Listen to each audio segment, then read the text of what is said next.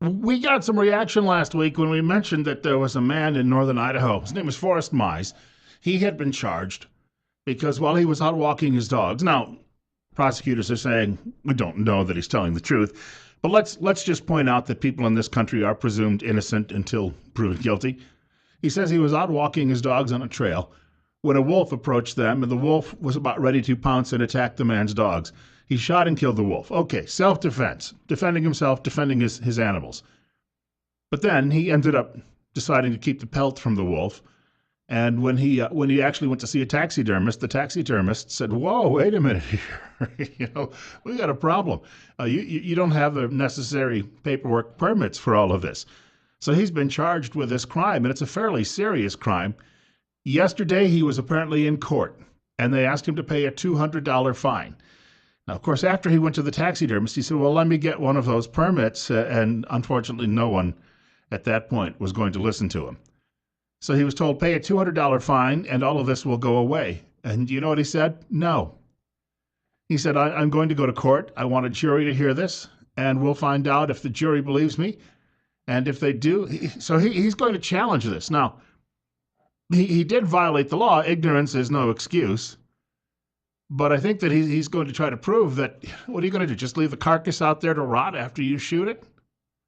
Some people had some really strong thoughts about this last week, because I remember talking too about the fact that we have a wolf shoot going on actually just across the border in British Columbia, because wolves are apparently, who've been reintroduced to the northwest, wolves are apparently threatening the caribou herds. So here you go. Somebody said, I've got a really good idea. Let's put wolves back out in the forests. And we've done that. But then all of a sudden they start actually eating things. Wolves are funny that way. They are carnivorous, and they enjoy good fresh meat. So they've been going out and finding supplies of fresh meat, caribou or deer or whatever else they might come across, and they've been chewing it down. Good healthy eaters that they happen to be. But now we've got to control the wolves because the caribou are threatened. So in order to take care of the problem, they're going to get in helicopters, fly along the border just north of Idaho, and shoot wolves. That's perfectly legal because the government's doing it. Forrest Mize, on the other hand, going out walking and being approached by a snarling wolf, shoots it. He's in all sorts of trouble. And I know people out there say, well, we have to have these rules and we have to have these regulations, and if we didn't do it, bad people would do all sorts of bad things. You have a view or an outlook on humanity that suggests that everybody is naughty. And that's why we have to have people in government control them. Now, considering people in government are also pretty much the same pile of protoplasm that I happen to be, or the rest of us happen to be, then what makes them any better? And why do they have this opportunity to show us the way? I mean, are their brains bigger? When you get elected to public office, does your brain suddenly grow 15%? Or if you get hired as a bureaucrat, does it grow 15, 20, 50?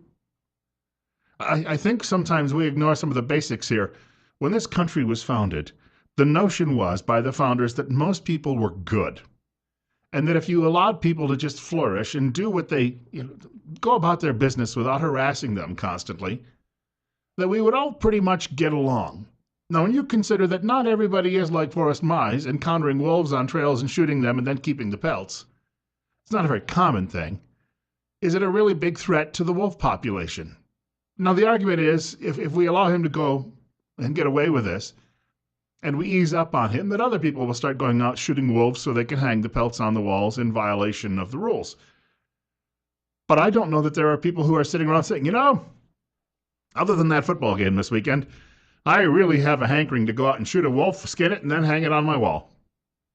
I just don't see where the actual threat is here. These are laws sometimes that are set up. They are problems created, solutions created for problems that may not exist. And I think a great deal of legislating falls into that category. I remember years ago, I was living in one of those big Eastern liberal states, and I went to register. I just wanted a winter car, a beater as they call it. So there was a woman down the street who was selling an old Taurus. And this Taurus had taken a beating all right. It needed body work. There were rust spots on the roof. There were rust spots on the quarter panels, on the hood, on the trunk. but it ran well, and I gave her, I think, $2,200 for the car. And I went to the DMV to register it, and they said, well, the Blue Book says that car sells for $5,800. Well, I had paid nowhere near that, but they said, you're going to have to pay the tax on the $5,800. You know why they passed that law? Because, well, they said people were getting away with underreporting what they were paying for automobiles, paying cash sometimes and doing those things. But only people who would make that type of law, though, who would think that we are that devious, would be that devious themselves, right? So they're thinking everyone else is looking for an angle, just like I'm looking for an angle. That seems to be the politician's approach. So I'm going to have to pass this law so we can get more money out of people. I had to go back and get a note from the woman attesting. Now, again, then they took her word for it. But they wouldn't take my word for it when I went in and said this is what I had paid. And I had to run through all of those extra hoops. We were not meant to live this way as people in this country. We have a caller with us. It's call it 13 after 8, 37 right now at our studios. And you're up next on Top Story on News Radio 1310 KLIX and newsradio1310.com. Good morning, Bill. Great show so far this morning. I'm just wanted to bring a different angle to the whole controversy over the wolf pelt and that, and the seemingly, how it seems like it's kind of a trivial matter. I've been a hunter for decades, and I've been with great sportsmen, great hunters, and I've been with shooters. Let's put it that way. Folks that poach. And the reason they have these laws is they're preventative. And all hunters, well, not all, that'd be ignorant to say, but most hunters know the regs. I mean, the regs are like the Bible for a hunter. You pick them up every season or prior to the season, you start reading them. You know that if you shoot a wolf, you don't take the pelt. Well, a wolf is a protected species, right? It is a protected Unless, species. of course, the governments in Canada and the U.S. want to shoot them down because they're eating too many caribou. Well, no, I know the dichotomy there. I understand. But let's bring it back to just us as hunters, as sportsmen, and our integrity. If I'm out with my 3 dogs and I bring a weapon for protection, yeah, if a wolf comes after my dogs or myself, I'm going to protect myself or my dogs. But I'm also going to know that, I'm not just going to go ahead and skin this wolf and take the pelt home and then try to get it mounted. That's ridiculous. What I'm going to do is I'm going to call Fish and Game and tell them the location and tell them what happened. So they can come and mount it and give it to a museum.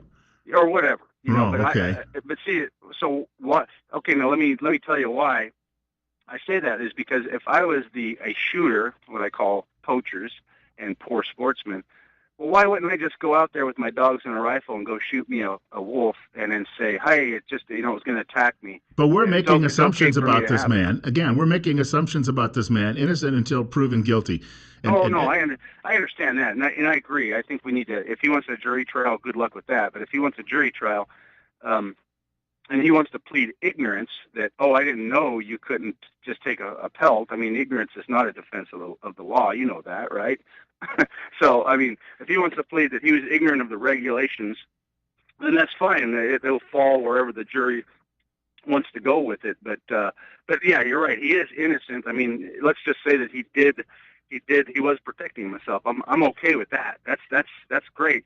The thing but because you wouldn't take a wolf pelt and you don't see any need to and you wouldn't like to take a wolf pelt, doesn't necessarily mean that someone else. Well, why? We take pelts from other animals. Sure, in season with a license. Okay. So if you paid the government some money, it makes it okay. If you haven't paid the government money, I guess we could extend that to driving. Driving. If we got to pay for a license to drive, so let's go against that. Why should we have driver's license? I was mentioning a couple of weeks ago. I have an old CD of Ronald Reagan, long before Mike Huckabee took over for. Really, Mike Huckabee is filling in for the late Paul Harvey. Paul Harvey had competition in the 1970s from Ronald Reagan on the radio. And Reagan actually, in one of his commentaries, talked about when he learned to drive, there were no licenses, you didn't have tags, and all you simply did, you learned to drive when your father thought you were ready. Your father taught you, and when he thought that you finally had mastered the skills, you got the keys to the car. Or you could go buy one at that point and you could drive it. And I think what he's pointing out was that we had a time in this country, relatively within a lot of people's lifespans, where we didn't have to have all of these regulations. Sure.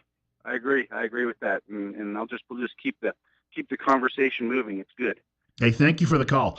It is 8:17. You're listening to Bill Colley this morning on Top Story on News Radio 1310 KLIX and newsradio1310.com. And you can reach the program at 736-0300. The Reagan argument, I know people are going to say, well, when Ronald Reagan learned to drive in the 1920s, we didn't have the road network then. We didn't have 80-mile-per-hour speed limits, and we still didn't know that many people who were getting sauced and getting behind the wheel of automobiles. You know, if a guy got drunk and he was riding a horse, he fell off, his danger really was mainly to himself. Albeit I'm sure that there were some drunk horseback riders who ended up, trampling people on their way home from the tavern. And we can all say, well, the world got bigger, it got more complex, so therefore we need all of these regulations. But that seems to me that that's an easy way out, because my gosh, if it was already bigger in 1920 in this country than it had been in 1820. And so where was the tipping point that we needed to have all of these regulations? And I understand the need. People say, well, you ought to have insurance because that car is a 3,000-pound weapon, and if you crash it into something, you better be able to have the wherewithal to take care of the damages that you may cause. That part I understand. Insurance in that sense, because you're sharing the roads and the like with other people, and unfortunately, those roads are communal. So all of that I can follow and I can fathom. But I just think that a lot of what we do, the licensing for hunting and fishing is really just a shell game for government anyway. When government says, oh, we're going to have a budget shortfall, next year it will cost you twice as much to go fishing. Why? Because they want to redistribute that wealth to some favored constituency. So they're going to pick your pocket to do it. I remember when I got my first driver's license, 1979, and I paid $4 for it. I didn't have to have my picture on it. It didn't have to be federally compliant. Now I have to get a little star that says I'm a good boy and I'm federally compliant. Otherwise, I can't go into a federal building. Not that I would want to. So you've got all of these rules. But I paid $4. It was a little paper driver's license that came in the mail after my driving test, about a week later, after I passed the test. And so I was on the road and I was driving. And then shortly thereafter, the price went from $4 to $20. And then shortly thereafter, the government needed to know what you looked like. Pretty soon, why don't they just put a chip in our foreheads and, encode it with a little 666, and then they can follow every move we do, and we wouldn't have to worry about all of these other fees. And, we just cut out all that redundancy. 20 after 8. Gee willikers, did you hear what Hillary Clinton did when it came to the revolution in Libya? Big breaking news out of the Washington Times. I hope to get to that a little bit later this morning. Could scuttle her presidential ambitions. Bill Colley with you on News Radio 1310 KLIX and newsradio1310.com. 37 at our studios. I have a caller who I believe is still with us, who's been waiting patiently over the last couple of minutes, 90 seconds or so, to join our discussion this morning. Bill Colley with you on Top Story on News Radio 1310 KLIX and newsradio1310.com. 736-0300 is the number. 38 now. We're up a degree since the show opened up a few minutes ago. And we've been talking about this fellow, Forrest Mize, who shot a wolf in self-defense, apparently, and then ended up skinning the wolf so he could have it mounted and keep it. And, of course, he's in violation of the law, but he wants to go to a jury trial. It's 8:24, and you're up next on News Radio 1310 KLIX and newsradio1310.com. Okay, as far as the jury trial, that's what the system in this country is all about. As far as, his actions, I have no problem with somebody shooting a wolf to protect themselves, their dogs, their livestock, cows, sheep, I believe it was a travesty when they reintroduced the wolves into the Northwest. But it was done, and laws were made. And if we don't like the laws, then let's get after our legislatures and get them changed to what we can live with. Yeah, I think the point is, the man, however the wolf was killed, the man broke the law when he skinned it and kept the pelt. And you're right. According to the way the law is written, he has. And he hopes the jury will nullify that law at this point, or at least say, hey, you know what? Well, at least in this point, this is the whole idea, and thank you for the call. The whole idea of the judiciary is to actually take a look at every case that comes before it, and that's why we have judges. Sometimes they have to weigh the circumstances and say, all right, how guilty is this guy? And there's going to be perhaps degrees of it, or responsibility or blame. I'm just going to put it this way. The people who lived here before the Europeans got here constantly shot animals. Well, before they had firearms, they had to use other methods. And they skinned them for all sorts of uses and clothing and tools and the like. And here you go. I mean, my only point is that if he called Fish and Game, they would just simply come pick up the wolf, if they did, and then they would dump it somewhere themselves.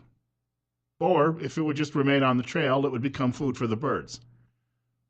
I think that's pretty useless too. At least he was looking to get some use out of it. A trophy, perhaps? I don't know. He certainly had some skill and, stood up to this animal if it was being ferocious when he encountered it. And the caller makes a point. If we don't like the law, we have to have someone sit down and lobby our legislators and say to them, all right, can we make some changes here? Can there be some sort of exceptions in the case of this individual? Because he did not apparently go out and set out as a poacher. And the law, as one caller pointed out, was designed to try to prohibit poaching. But the point we need to make, though, is we don't have the power. The big environmental lobbies can come into a state capitol, and they have far more power because, of course, they can sway. Well, they have their mailing lists, and they can also sometimes provide campaign cash, donations, if you will, for various people running for office. And it's amazing how when that happens, somebody says, gee, your point looks better. Is that another $100 bill? Oh, even better now. 827, you're on Top Story with Bill Colley on News Radio 1310 KLIX. Morning. Yes, what's up?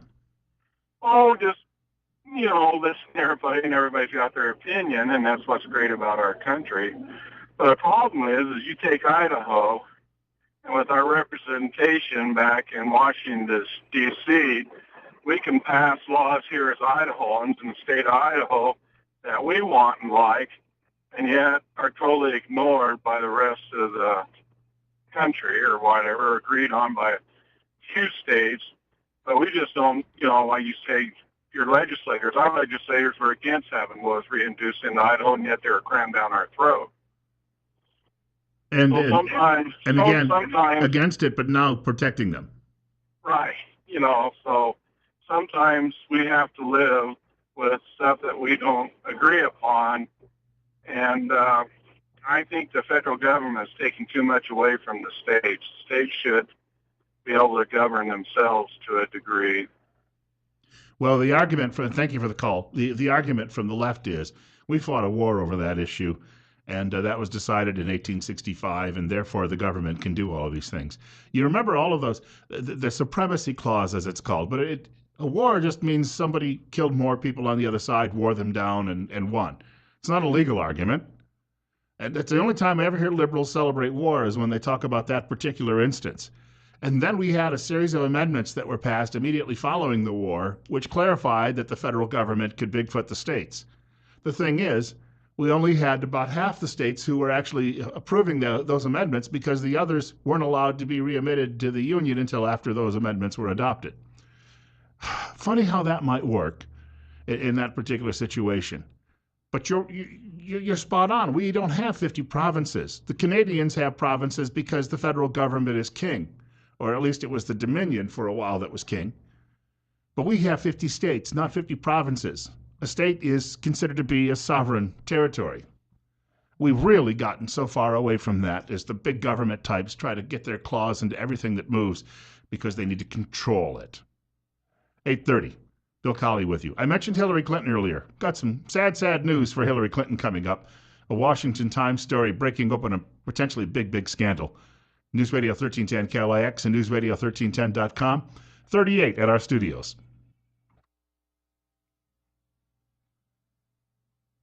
There was a story I read just before I went to bed last night. I decided to take one last look at my email, and there was an update from the Washington Times, and the Times got it out early because apparently the Times is the only, well, they're alone on the story for the time being, and of course, I don't know that anybody else in establishment media is going to be following it because it involves the Queen, at least from the vantage point of the folks, the fellow travelers in media. That is Hillary Clinton, formerly Secretary of State.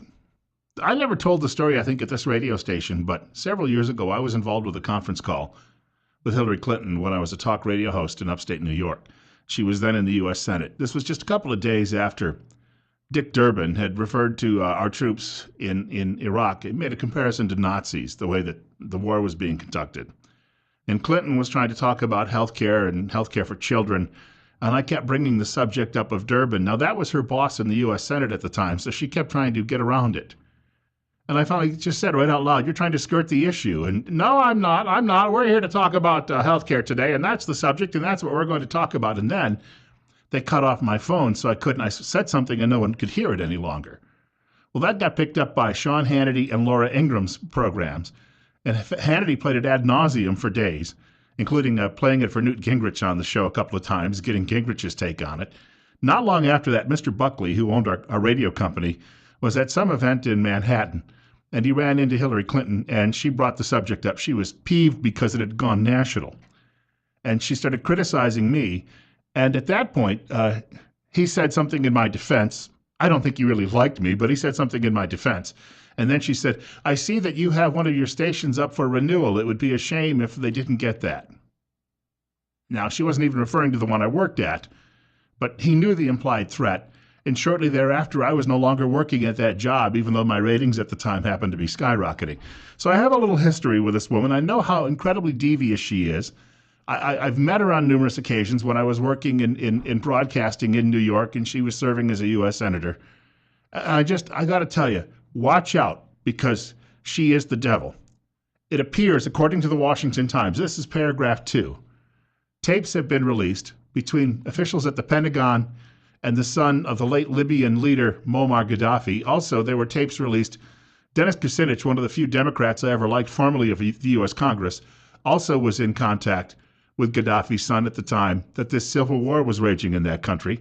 The tapes, reviewed by the Washington Times and authenticated by the participants, chronicled U.S. officials' unfiltered conversations with Colonel Gaddafi's son and a top Libyan leader, including criticisms that Mrs. Clinton had developed tunnel vision and led the U.S. into an unnecessary war without adequately weighing the intelligence community's concerns. Now, the reason that the Pentagon was carrying on talking to the Gaddafi family is because back in 2003, Gaddafi had decided to change sides. He had become a U.S. ally. He decided that that was going to be the best position for him going forward. So he dropped all pretenses of his former terrorist past and started working in cooperation with the U.S. government, often being a great source of intelligence on the region, and never badmouthing us ever again. And yet, when the insurgency started, and that was led by radical Islamist terrorists, Hillary Clinton wanted to back them. And she managed, and even the story says that some military officials are claiming that President Obama said he couldn't control her and that this was all really her idea. And you may remember what happened. Gaddafi got killed by these people. They took over the country, and then some of them went out to Benghazi and killed 4 Americans. And then she said, "What difference does it make?" She was running her own shadow government from the State Department, helping foment a revolution in another country. We haven't had this happen since the days of the banana republics. And she was behind this. And generals and admirals and the people who lead the Pentagon and even Dennis Kucinich, just a congressman from Ohio, were also concerned about it. They were talking back and forth with the Gaddafi family through the Gaddafi son. And unfortunately, it turned out to be tragic. And everything since then has been tragic. And she also helped topple the regime in Egypt. And she was just the bull in the china shop. Her excuse was she had to do it, or Gaddafi would go out and take on a role as bad as Hitler, or what happened in Rwanda with genocide against his own people. But the Pentagon said they had absolutely no evidence whatsoever, a shred of it, that the Gaddafi family had any such plans. But Mrs. Clinton wasn't going to be stopped. Now, the Washington Times has this 12-page story. I mean, it is extensive in its detail and the fact-checking, and it's sourced multiple times. How much do you want to bet it will be ignored by CBS, NBC, ABC, MSDNC, and the Clinton News Network, known as CNN? And it'll be ignored by the New York Times, the Washington Post, Pravda on the Potomac, and all of the other large East Coast newspapers, and the large West Coast newspapers, because they don't want anything to interfere with their queen's coronation in 2016. But it shows you the perfidy and the depths of just absolute depravity this woman is willing to go to. It's 8:40. Bill Colley with you on Top Story. 38 at our studios. We've got plenty more coming up. Cost of college. There is no free college. Don't believe what the president tells you. I've got some details on that. Also, some unusual facts about the upcoming big football game this weekend on News Radio 1310 KLIX and newsradio1310.com.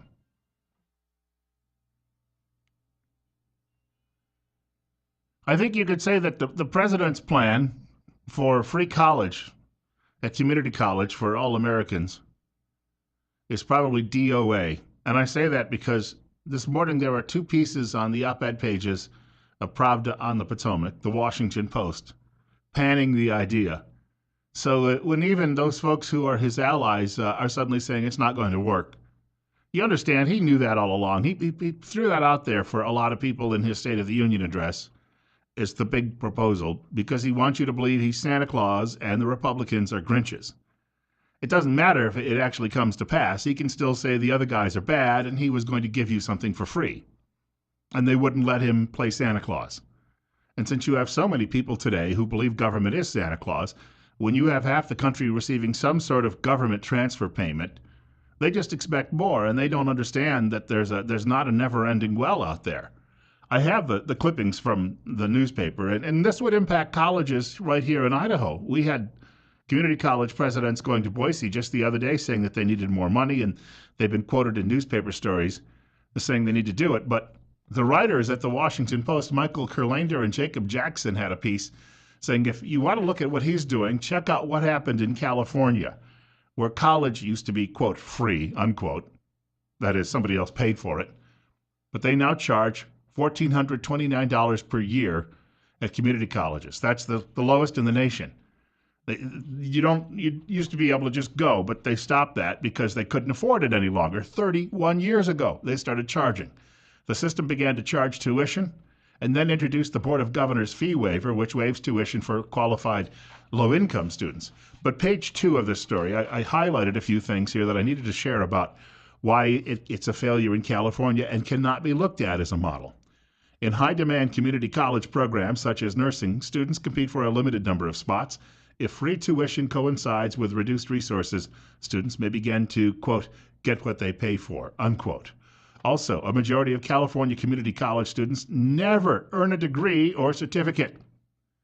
And even the most optimistic estimates of transfer rates suggest that at best, about 42% of community college students with the intention of obtaining a bachelor's degree transfer to a 4-year school. And only 75% of new full-time students return for a second term. By the end of the second year, which is usually when you graduate from a community college, only half of the original group remains. So government has gone and picked the pockets of taxpayers, turned around and given it to these people who go off to college, goof off, drink beer, and then drop out. And Mr. Obama wants to nationalize that program. 8:46, Bill Colley with you on Top Story on News Radio 1310 KLIX and newsradio1310.com. Ooh, I'm excited. I've got a caller with us. You're on the air. Good morning, Bill. You know, I had 2 lessons from my father that took me a long time to understand, but they all came true. One is nothing is free. Yes. It may be free to you, but something's got to be paid for. It just doesn't appear out of nowhere. 2, everyone appreciates stuff more when they have to earn it than when they're given it. If you look at kids that get toys at no end for no reason, they just beat them up and they don't care about them. Even kids, they get cars just because they go to school. They don't treat the cars good. But if they had to earn the money to get it, then all of a sudden it's a treasure and they take care of it. I have to agree with that. You know, when I was old enough to drive and had gotten my driver's license, as I referenced, 36 years ago, my dad said to me I was not going to be driving any of his automobiles. I really wanted to drive his electric convertible, but he said, no, not going to happen. I had to go out, get a job, save my own money, and buy my own car. It made a huge difference. I did the same thing. When I came of age to drive, my dad said, you want a car? Go get one. And I did. I went out and I found one that wasn't running. The guy said it hadn't run for 2 years. I brought it home, and in one day I had it running, and I drove that car for 2 years. I'll tell you, I don't think my dad expected me to go buy a Buick with a 455 four-barrel engine in it, but Well, it I was did my that choice. later on in life, but I had the money then. Hey, thank you for the call. There's more in the Washington Post on this. Charles Lane, one of the Post columnists, talking about the president backing away from taxing 529 college savings plans. Now, these are plans, you find a financial planner when your children are young and you start socking away money in these so you don't get sticker shock when it's time for children to go to college. Well, the president wanted to tax these. But here we go again. Washington can't say no to any special interest groups. The idea was guaranteed to alarm at least 4 powerful groups. This is what Lane is writing, and this is why the president suddenly backed away and slunk into a corner. The financial industry feared losing a $244.5 billion business. They've got a powerful lobby. Higher education feared the curtailment of a subsidy. They've got a powerful lobby. State governments, which administer 529s, feared losing a popular perk for voters, and the power to allocate lucrative contracts to fund managers. And, of course, parents with college bound kids freaked out because that's what parents with college bound kids do. And many of those parents vote. All that remained was to tie this bundle of political toxicity up with a bow, stamp middle-class tax hike on it, and deliver it to John A. Boehner, Esquire, CO, U.S. House of Representatives. And he says 529s function much like other provisions in the tax code whose benefits skew upwards, actually. So if you're wealthier, you get a better deal, but are portrayed by lobbyists as vital to the middle class. Lesson number 2, the high cost of a college education is gradually driving Americans insane as well as bankrupt. Yeah, we talked about this yesterday because these Marxist professors are just getting paid hand over fist compared to what they used to be paid. Because they don't believe in money. Money's a criminal thing, but tell you what, they'll have to learn to live with the lesser of two evils. And that's why you're paying much, much more. And are they teaching your kids anything? We already know that kids coming out of high school don't know anywhere near as much as they knew when they came out of high school 50 or 100 years ago. My mother, who grew up in a small community, population 150, Black Creek, New York, that's in the western part of the state in the northern Allegheny Range, population 150, graduated. She went to a 2-room schoolhouse through the 6th grade, then transferred to a centralized school. And with just her high school education, she could easily quote the Bible and Shakespeare without any trouble. And she read a couple of books per week. I mean, she just was voracious when it came to reading. And if you go back 100 years ago, my grandmother, she was learning Latin and Greek when she was in high school. So children went off to college, and they generally were very well prepared. Now they go off in the first couple of years are just remedial education. Here's a story from the Washington Examiner. Accredited colleges get billions in federal aid no matter how few they graduate. So you're telling me that if the students all fail out, you're still getting my tax money? Yes, that's true. Yeah, that's what we do. We just suck up your tax money, and we don't necessarily have to produce. Really? So how can we get some competition in here that you actually have to show? I mean, some merit that you actually get the job done. Well, no one's talking about that. Why? Because, again, on these campuses, you have people administering them who are a huge Democrat Party constituency.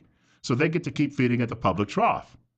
8:52 on Top Story with Bill Colley on News Radio 1310, KLIX, and newsradio1310.com. 37 is our temperature right now. Very nice outside. I stepped out just before the show for a few minutes. The writer at Washington Examiner, Sarah Westwood, says, that's because such credentials, which determine whether a school has access to federal aid programs under the Higher Education Act, are typically given and maintained based on financial factors, not academic ones. That comes from the Government Accountability Office, known as the GOA, or the GAO, excuse me. The disparity creates a situation in which colleges can continue to rake in federal dollars if they manage the money well, no matter how their students fare in the classroom or after graduation in the job market. So you may never find a job, or you may all end up flipping burgers for the rest of your lives, living in your parents' basement until they die and just take over the house, I guess, at that point. At least you won't have any mortgage debt while you pay back the hundreds of thousands of dollars in college debt. But the colleges don't actually have to teach anybody anything. And they're still getting your tax dollars. Then they go to places like Boise and they sit down and they whine, we need more money. Here's a question for all of you special interest groups who show up at legislative hearings, whether it be at state capitals, at county government, local government, federal government. Do you realize that this country is so woefully into debt? Where do you think the money's coming from? And at what point do we learn that sometimes we have to sacrifice for the good of the USA? Oh, but if you don't give us this money, millions of children will starve. There was a writer the other day in the Washington Post, and he spoke of, he said that, without Obamacare, sure, some people might die. And if we didn't have ration care, some people certainly would. But he said that's okay. And the liberals just they turned into screaming memes, calling this guy out and saying that he was cold-hearted. But his point was, we have car accidents that kill people, but we don't reduce the speed limit to 10 miles per hour, right? Or we don't tell you to stop driving because there are car accidents killing people. And we have not necessarily confiscated guns yet because guns sometimes kill people. But there's some notion that we've got to ensure that nobody dies in the healthcare system or that they all have health care. It can't simply be done. 8:54. Bill Colley with you on News Radio 1310 KLIX and newsradio1310.com. And you're on the air. Morning, Bill. Yes. Hey, thanks for what you're doing. I think the Clicks has hit the jackpot with you. Well, I hope that the Powerball won myself, but... Anyway, I just wanted to put in my 2 cents worth. My father, who was born early in 1900s, was an orphan, ended up being adopted.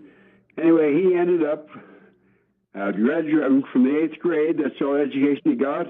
He ended up managing a lumberyard and an international horse implement business for 21 years. He had 4 sons, all 4 of us. Well, I was the only one who graduated from high school. All 4 of us ended up managing businesses, and I don't think all this bunk about having a college education means anything. No, if you can do things with your hands, there's still great demand for that. Think about that. People who push around dirt with earth movers and bulldozers, that's never going to go away. There's always a need for that. You don't need to sit through English literature to go out and do that.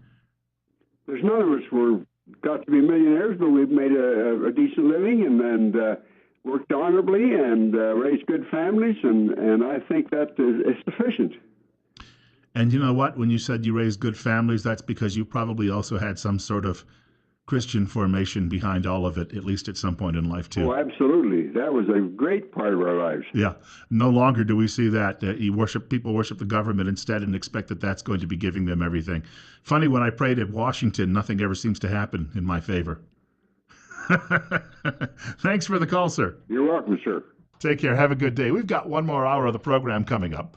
Bill Colley with you today on News Radio 1310 KLIX and newsradio1310.com. Of course, you can listen to us online anywhere in the world. 38. The temperature has been doing a little bit of a ping pong this morning, but we're looking for a high somewhere in the upper 40s before the day is out. Very quickly, I referenced Powerball. That was only because I have an email about it this morning, and I should be giving out my email. This is one of those areas that I'm probably remiss in the first few weeks on the job.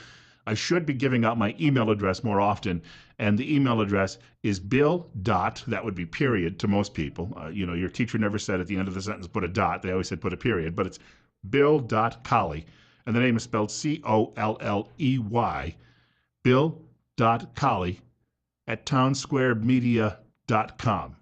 And got a great email yesterday from a fellow talking about the jobs picture in this country. We had, it sounds good, 265,000 first-time filers for unemployment insurance last week is the best we've had in 15 years in this country. Last week, though, we had a big spike upward, so we can't get a clear, consistent picture out of all of this, and likely gasoline prices being low are playing a big role in this, and government, again, had nothing to do with that. Private business did that. But low gasoline prices mean the economy picks up and people can hire more people to meet the demands, and so unemployment drops. That is a free market solution.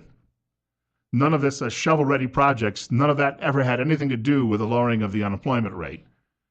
But I got a wonderful email about some of these figures and statistics from a guy yesterday, and I just wanted to share that this morning. 8:58. News is next from the Fox Radio Network. One more hour of Top Story with Bill Colley ahead. Plenty more to talk about. Oh, there's a football game coming up this week. I got a couple of tidbits to share about the history of that game. If you just heard the news on Fox, you heard about this near riot that broke out at a town hall meeting near St. Louis, Missouri. Tension still high over the Michael Brown shooting last summer. Again, when you rough up a convenience store clerk who's nowhere near as big as you are, and you steal from that fellow, and then you try to take a policeman's gun away, you are not an innocent. Let's make that clear. I think we've already been through that debate, though, ad nauseum. On the other hand, some people just can't let it go at this point. 7 minutes after 9 o'clock, 38 the temperature. Bill Colley with you on Top Story, News Radio 1310 KLIX and newsradio1310.com. One of those individuals who's trying to keep the flames burning on this particular story, throwing kerosene on it nearly daily, is a columnist with the New York Times by the name of Charles Blow. Charles Blow is also a regular on MSDNC, one of the regular talking heads there, and he's constantly walking around with a chip on his shoulder. He's a victim, you understand, because of the color of his skin. He happens to be a black man. His son is a student at Yale University. They are very impoverished because they're black, so he can only afford to send his son to Yale. So his son was walking across the Yale campus the other day when he was stopped by a Yale policeman because he fit almost to a T the description of someone who had been reported committing a crime in the neighborhood, wearing the same type of clothes. Now, people say, well, wait a second. He was stopped because he was black, Bill. I mean, that's pretty clear. And that's what they do. They stop and they rough up black men because they're all criminals in the minds of these police officers. You understand how that works. All right. When I was a student in high school, the uniform that we wore, we were not wearing any blue blazers. Guys wore blue jeans, green pocket T-shirts, and they wore tan work shoes. Why? Because that's what you wore around the house and farm and various places while you were working. And that's how we simply came to school. There was no actual uniform code, but we all dressed the same. So if the police had gotten a report about somebody committing a crime near the high school, they could have stopped just about every one of us because we were all dressed the same. So here's this young people still buy the same styles, don't they? Very few of them deviate from that. They follow whatever singers they admire, and you walk into any store, if there's a young person section, you can pretty well tell that they follow this because they're susceptible to peer pressure. So it could have been that columnist Charles Blow's son was walking along the street dressed very much like the suspect that police were looking for, or at least the accused police were looking for. Blow wrote a column. He blew his cork about it. This is what he had to say in the New York Times. He wrote, "This is exactly why I have no patience for people trying to convince me that the fear these young black men feel isn't real." And then he started tweeting, "I can't breathe and Black Lives Matter." Well, these are the phrases that have become common with some of these cases. Well, something interesting has happened. Blow never mentioned in his column that the officer who pulled over his son also happens to be a person of color. He didn't want you to know that. That was his sin of omission. According to the Washington Examiner, the face of the officer who detained Blow's son is not mentioned in Blow's column. That is, the face or the race. Quote, "The officer, who himself is African American, was responding to a specific description relayed by individuals who had reported a crime in progress," unquote, said a Monday email to Yale's community, that is their campus, to students and faculty. The email was first noticed by The Root, a black-centric news website. The email is signed by Yale's president, Steve Salavi, dean of Yale College, Jonathan Holloway, and Yale Police Department Chief Ronald Higgins. As it turns out, Higgins is also a person of color. So not only was the arresting officer, or at least the approaching officer, we shouldn't say arresting, the son did not get arrested, by the way. He was just questioned. The officer who approached him happened to be a person of color, as well as the police chief. So Mr. Blow hasn't mentioned anything about this in his column. He did not return any requests for comment, any calls from the Washington Examiner. Now, do you think the New York Times is going to discipline this man?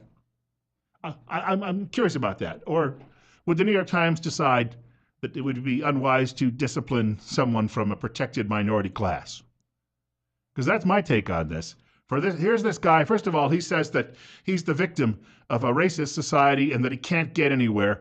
Yet his kid is going to Yale University, one of the most prestigious and expensive colleges in all the world. And he's working for one of the most prominent newspapers in the entire world. Now, he may have gotten there because he's a great writer. I don't know. Or he may have gotten there because somebody at the time said, I'm going to put this guy in this slot. Oh, wait, there's an Asian. I'll put that one over here. There's a Latino over here. When I was working as a television news director, I was once told I had someone quit who had an Asian background.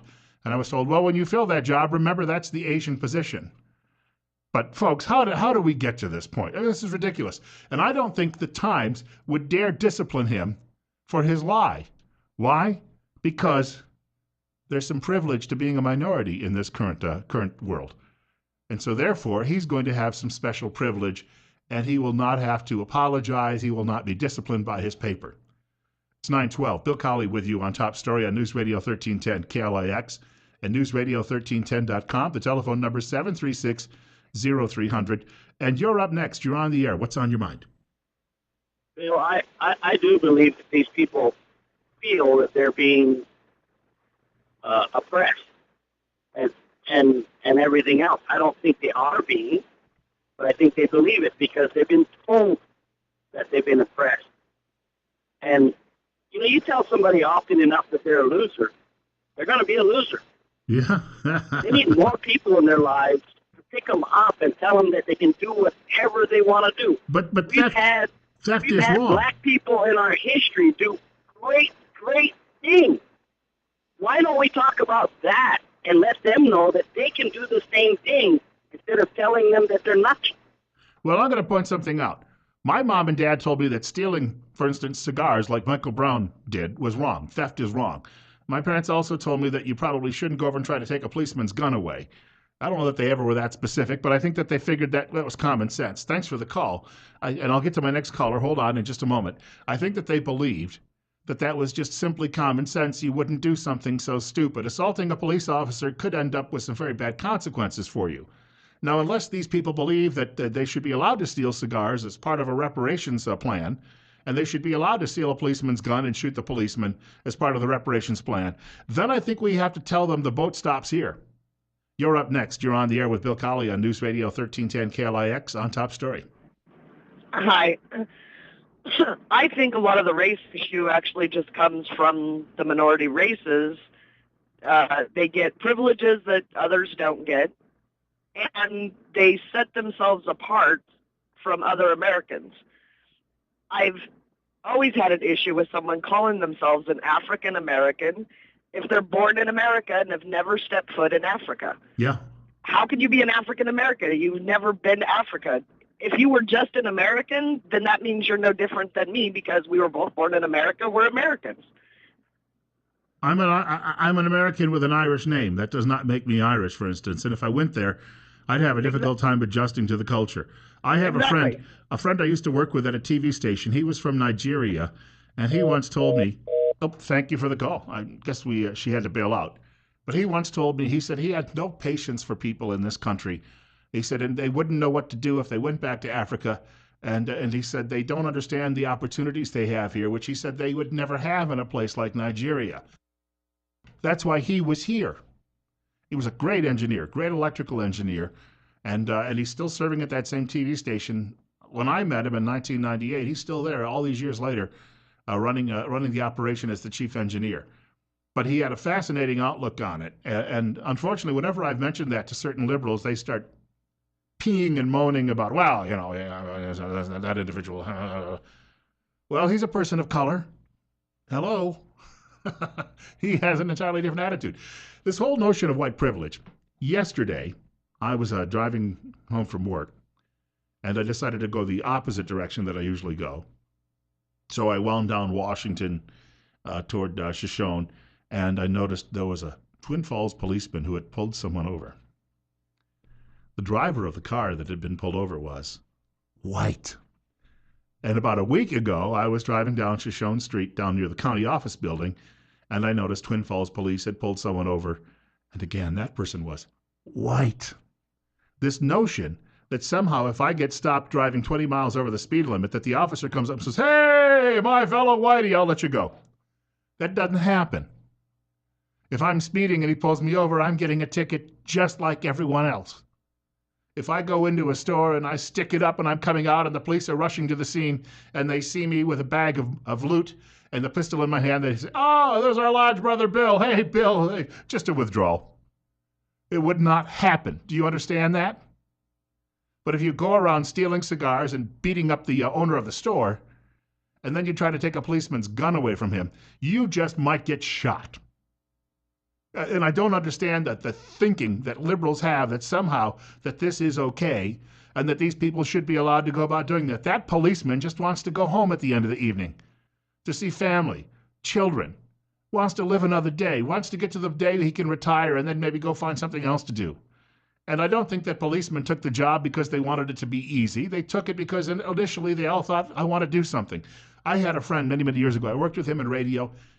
We were working in a very large city. He took a job with a local police department, and he told me a great story one time. He was at a shopping plaza on a call. He got a call of a property damage accident. Somebody backing out of a grocery store parking lot had actually struck somebody else's car, so he had to go take care of the situation. And then the two people said, "Well, there wasn't much damage." One was a woman. "There's not much damage. We'll forget about it." So he didn't write up a report. He let everyone go thinking, all right, they want to handle it themselves. The next day he walked into work. His sergeant motioned him, just held up a finger and motioned him into the office, closed the door, and then reamed him because he said the husband of that woman had called and said, "You refused to take an accident report." Well, you know what it was? The old lady didn't know exactly what it was going to cost for body work. I've been in that situation with women before. I'm not trying to put them down, but they seem to underestimate. They think it's a couple $100 or less when it could be in the thousands of dollars. So she got home and the husband was like, "Who put that dead in the car?" And she said, "Well, the policeman." She didn't want her husband to be angry with her. So she said, "Well, the policeman told me not to report it." But my friend Sean, he hadn't done that. He'd actually tried to get her to report it. She said no, but to save face and to try to calm her husband down, she blamed it on the police officer. The next day, the husband calls angrily to the police department, and Sean was the one who got taken and raked over the coals. And you know what he said to me at that point? He was telling me this whole story one day. He said, "No more Mr. Nice Guy." Can you blame him? That's how it works for these people out there. And by the way, it's a dangerous, dangerous job. Cut them a little slack. 20 after 9. I know the old hippies, "He won't let me smoke marijuana in the park. He's mean and a fascist and a pig." Yeah. Sorry, I don't buy into that. Bill Colley with you on Top Story, News Radio 1310 KLIX, newsradio1310.com. You know, there is nothing more that I enjoy every day than seeing a liberal elite slap down. And I happen to see in the Daily Caller today a story out of Chicago, which is called the Midway. Drove through there on my way to this job. Had to pay the Mayor Rahm Emanuel about $5.50 for driving a few miles through Chicago. Very expensive toll. And they'd shut down Route 80. So I had to drive through the city on a Saturday evening, early Saturday evening. I was not a happy camper about that. But at least he got his cut of it, and he can turn around and spend that on frittering it away on some special interest project that will not benefit his people in any way. But there's a community college in Chicago, in that area, and it's called Waubonsee, I believe is how they pronounce it. WCC, Waubonsee Community College. I guess when they were passing out college names, these people were in the back of the line. Eric Owens, a writer at the Daily Caller, says a federal judge has ordered bureaucrats at a Chicago area community college to stop ignoring the First Amendment and allow a stridently anti-gay group to distribute leaflets on campus. Oh, good heavens, they might hurt somebody's feelings. 39 at our studios. You're listening to News Radio 1310 KLIX, newsradio1310.com. Bill Colley with you on Top Story. The taxpayer-funded school has established anti-bias policies, which its attorneys attempted to argue prohibit any discrimination against sexual orientation. Apparently, that's all we're all about anymore, is about rubbing ourselves how we feel when we do that, or rubbing ourselves against other people. And that's got to be the main goal of America now, is to ensure that everyone gets to rub whoever they want. The victorious plaintiff in the lawsuit is Heterosexuals Organized for a Moral Environment. They go by the shorter acronym of HOME. And the federal district judge actually ruled in favor of this organization, even though the judge is a Clinton-era appointee. Home had sought and failed to receive permission from Wabsonsi officials to hand out 2 leaflets, The Uncensored Truth About Homosexuality and Gay Activism and Freedom of Speech and Religion. And what really annoyed the people on campus and the liberal academics who run it, one flyer notes that, quote, male homosexuals have significantly higher rates of AIDS, anal cancer, syphilis, hepatitis A, hepatitis B, anorectal herpes simplex infection, anorectal sepsis, amebiasis, giardia, I don't even know what that one is. Giardiasis, is that it? Proctitis, enteritis, colitis, and proctocolitis compared to heterosexual men. A long list. Whew. I have to call a doctor and consult him on that and figure out how to pronounce all of these. The same flyer also argues that, quote, many homosexuals were sexually abused when young, unquote, and opines that, quote, the more homosexuals there are in the world, the fewer potential mates for heterosexuals, and why would straight people want their choices of potential mates limited, unquote. Well, the guy is nothing else if not direct, right? Here's my scientific disease facts. And now I'd just like to tell you I'm looking for a mate, and she's going out with another woman, so I'm angry about that. All right, I understand he might not be the happiest camper himself in the world, but he's definitely, he is what you might call confrontational. Let's just give him that. The Judge Gettleman, agreed that Holmes' leaflets definitely violate the anti-bias policies at the college. However, the judge observed is that the anti-bias policies themselves are blatantly unconstitutional. Wow. This is perhaps one of those turning points, isn't it? Along with the ruling from the U.S. Supreme Court last year about what was it, religious convictions in the workplace, the Hobby Lobby case. It may appear that finally there is even among some people in the judiciary some pushback against this effort to silence people who do not agree with the direction the country and the culture happen to be going. It's rare still, but it does appear to be happening. You know why it's happening is because of the internet. Because the internet gives us an opportunity to share so many thoughts and beliefs. So that if we just had newspapers and the old line television networks, you'd never be hearing about any of this. And they would be giving you the impression that everything was just fine and that no one whatsoever disagreed with what was happening. That's how that would work. But because of the internet and talk radio, we give a voice to people who have traditional values and traditional views. And we don't sit here and say those are wrong because this group says they're wrong. And we believe that we should allow people who still hold those values and beliefs an opportunity to express them, to at least be able to make an argument as to why they feel that way. Did you know, though, that come February 26th, I believe it is, that's a Thursday, I think, the FCC, controlled by President Barack Hussein Obama, is set to take over the internet and put restrictions on it. In other words, to clean it up so we don't hurt people's feelings.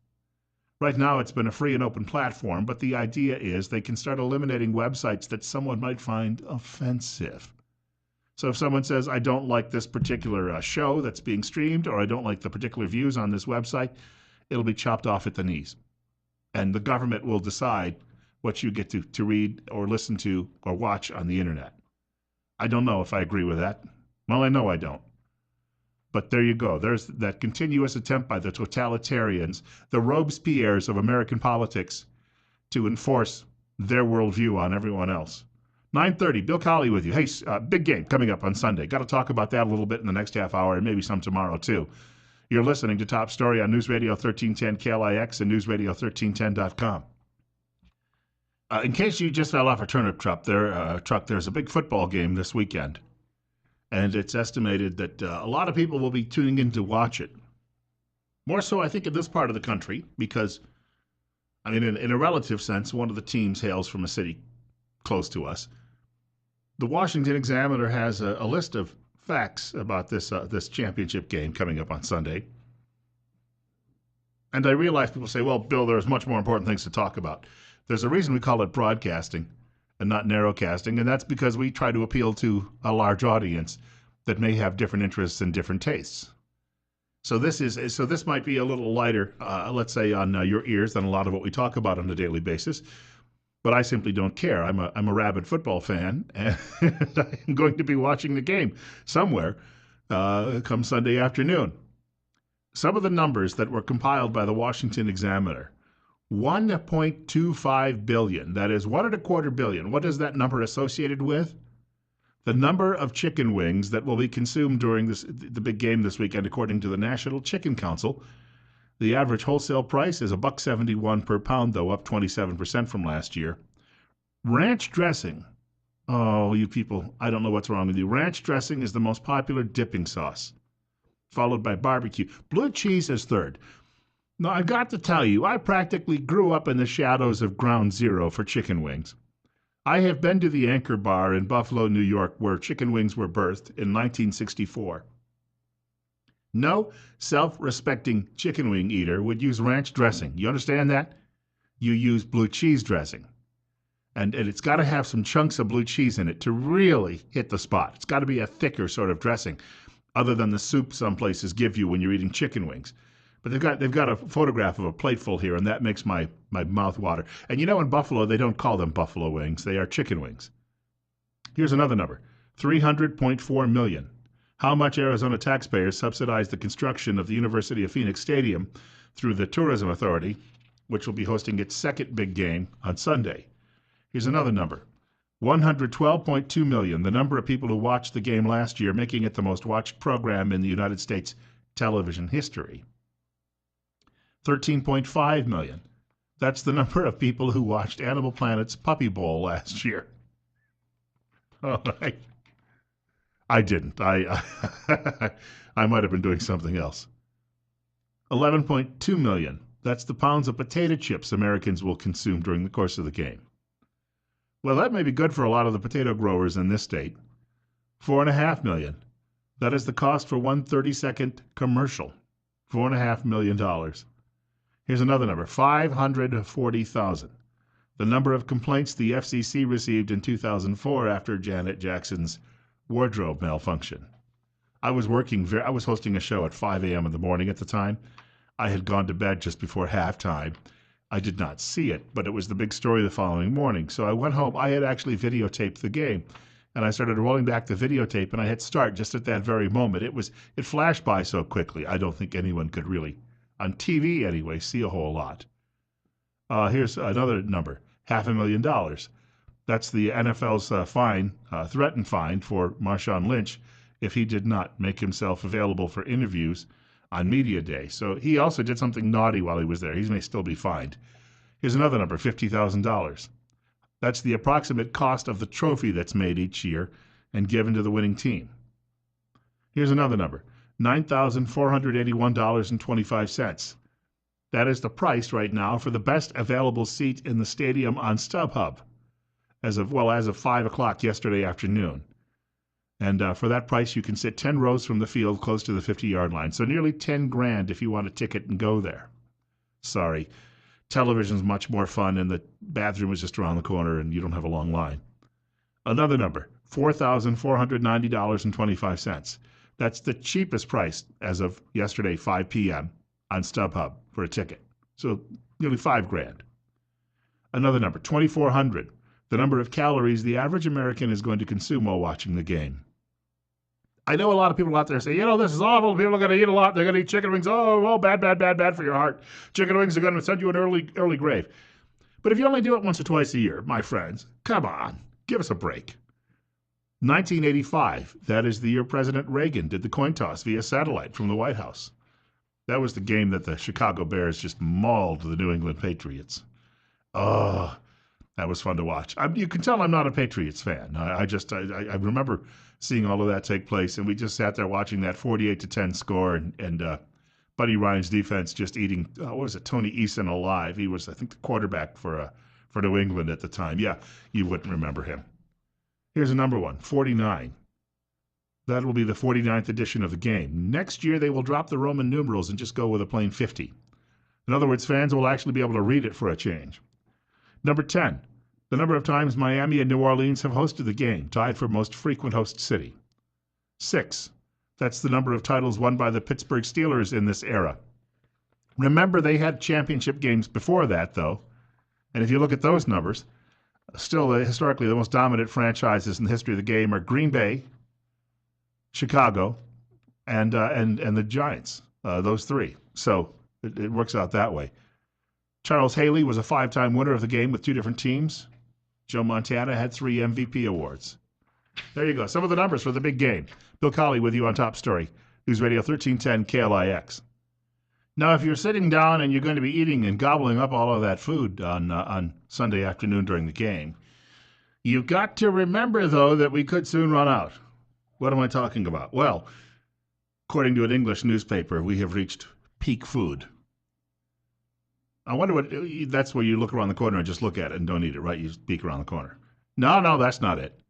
38 at our studios, 944, Bill Colley with you on Top Story on News Radio 1310 KLIX and newsradio1310.com. You can reach our program at 736-0300, 736-0300. The Independent, that is an English newspaper, reports the world has entered an era of peak food production, with an array of staples from corn and rice to wheat and chicken slowing in growth with potentially disastrous consequences for feeding the planet. What do they tell? I guess we're all going to be gobbling up Soylent Green in just a few years, and which they'll just pick on all of us over 50 originally, and then they'll just start going, for everybody else. I think it was 2001, because I know when I was hired to work at a job in the state of Vermont, and I was driving up through some mountain ranges to get there, and I was in a very isolated spot. There was very little radio to listen to. And this was before those little iPods, those Pez dispensers like my daughter has that, she listens to instead. So I didn't have anything but radio to listen to, and there was very little available but for Vermont Public Radio. And I was listening to this fellow. He was on the radio. First of all, broadcasting in Vermont is strange. They used to have a guy come on the noon newscast at my competition, and at the end of the newscast, he would come in and sit down for a few minutes and do bird calls. I'm not making this up. When you saw Bob Newhart's TV show where they had like the shortest horse in all of Vermont episode, that was based on that bird warbler that used to be on TV. So I never really thought much of their broadcasting efforts. I'm driving up this highway and going through the mountains, and the only radio I could pick up was Vermont Public Radio. And I heard this fellow on VPR explaining that we were going to be reaching peak oil within 3 to 4 years, and with that, the world would face disaster. We wouldn't be able to use oil for fertilizers. Economies would begin to collapse. There would be food riots. There would be riots over energy. People would start lobbying nuclear weapons back and forth at each other in an effort to even some scores. And this was all going to happen by 2004 or 2005. Right now, there is so much dadgum oil in the world, we're practically drowning in it. So, again, you've got the academics, smarter than everybody else in the room, warning us that the end is near and the sky did not fall. And now you've got people telling us we're running out of food. Number one, are we running out of corn? Give me a break. I mean, there's so much corn being produced, to get rid of it, they're dumping it into our gasoline tanks. And that foolishness continues, and it's been going on for several years. Number two, when they say we're going to be running out of chickens, well, that's because look what they're doing in California. Oh, it's nasty to put chickens in those small cages. Therefore, we have to let them run free range. And then we're going to drive the price of chicken up to $10 a pound and a dozen eggs to $12. Yeah, and that'll be good for the environment, but it'll be really nice to the chickens. Do you know that a chicken sitting in that cage, it's cruel, that chicken can't move around. You know that the chicken has a brain maybe about the size of a pea. And if the chicken could use English, which it doesn't, or if it could think in English, which it can't, but if it did, the chicken would be thinking food, food, food, food, food, food, food, food, food, food, food, food, food. And then when the chicken was satiated, then the chicken would think poop, poop, poop, poop, poop, poop, poop, poop, poop, poop, poop, poop, poop, poop. And then when the chicken had finished that, then the chicken would think sleep, sleep, sleep, sleep, sleep, sleep, sleep, sleep, sleep, sleep, sleep. And when the chicken wakes up, it begins the whole cycle all over again. Food. Food, food, food, food, food, food, food, food, food, food. And this notion that somehow a chicken is in that cage thinking, oh, they've imprisoned me. This is horrible. I'll never have any liberty. Oh, this is just torture beyond belief. It is so inhumane. Well, maybe in foul, I guess, in this situation. And yet the environmental wackos all went out there and said, you got to do it. You got to let these chickens run free range. So therefore, we won't be able to feed the planet any longer. Gotcha. Well, they weren't eating chicken anyway. They're all sitting around. They're like the Kelvins on Star Trek. Speaking of Pez dispensers, they're all dumping pills down their throats saying, this is all the sustenance we need. And they're walking around, I guess, having a little kale now and then and whatever else they can pick out of the backyard or, bark from trees. Because it would be wrong to eat anything that actually had some taste to it. I belong to PETA, people eating tasty animals.